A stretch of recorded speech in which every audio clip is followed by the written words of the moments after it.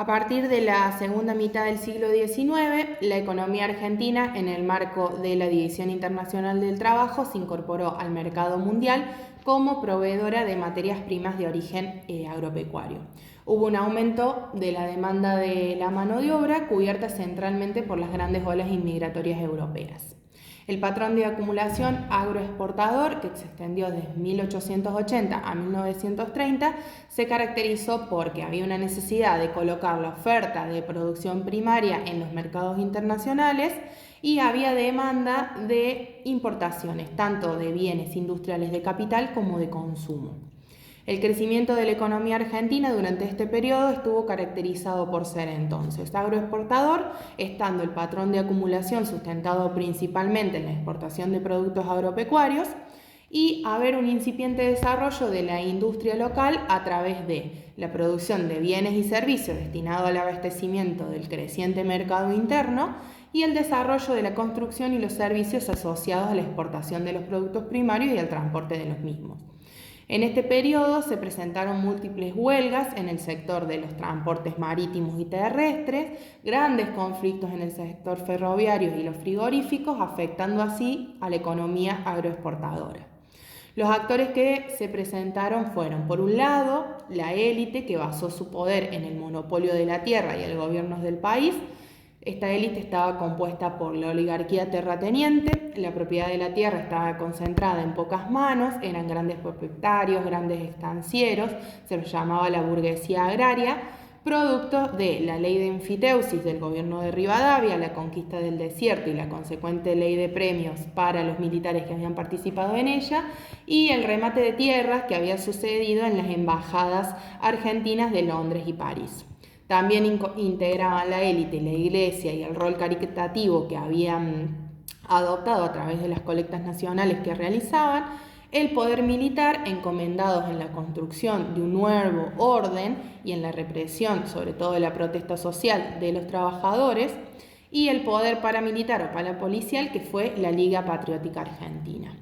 Por otro lado, estaban los trabajadores rurales y la organización obrera. Los trabajadores rurales no tenían posibilidad de acceso a la propiedad de la tierra, como muchos inmigrantes que llegaban al territorio, solamente lo tenía la gente que tenía poderío económico para adquirirlo y eran también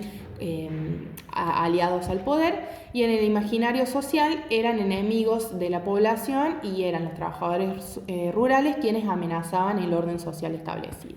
Y también estaba entonces la organización obrera, que había soportado la crisis y la reducción de su nivel de vida justificados en la guerra, y ahora se habían agrupado en sindicatos dirigidos principalmente por referentes anarquistas, socialistas, y eran tildados de revolucionarios.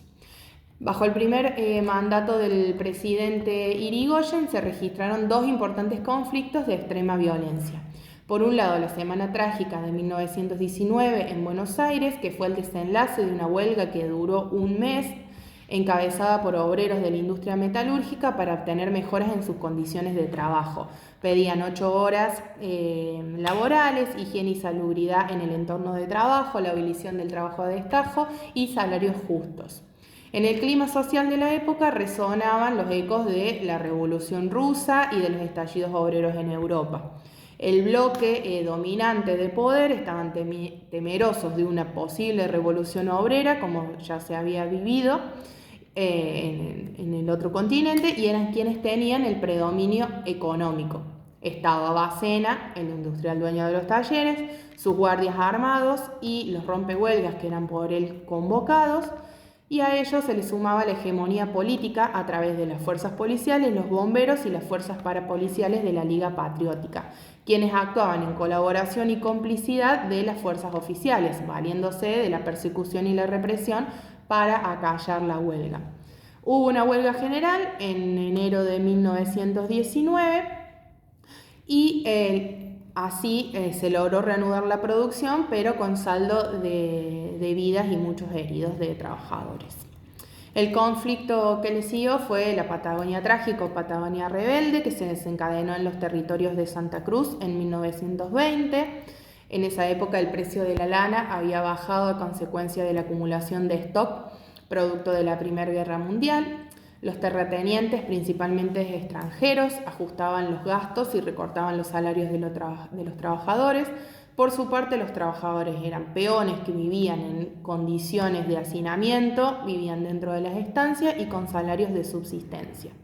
La estructura económica de los estancieros, si bien era sostenida por el trabajo de estos peones, el capital tierra era el que realmente marcaba el progreso y era el realmente valorado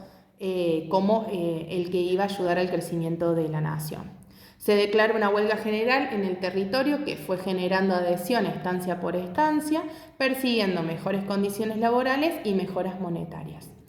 Tal como ocurrió en el suceso anterior, hubo una feroz persecución y represión a los referentes obreros en manos del bloque de poder,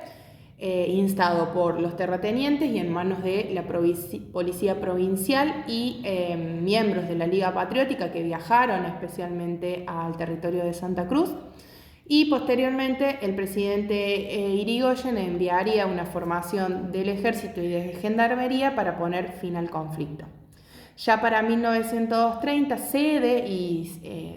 es el fracaso del modelo agroexportador, el famoso granero del mundo, y el capitalismo de Estado pasa a ser sustentado por la industrialización basada en la sustitución de importaciones como el eje fundamental del desarrollo económico.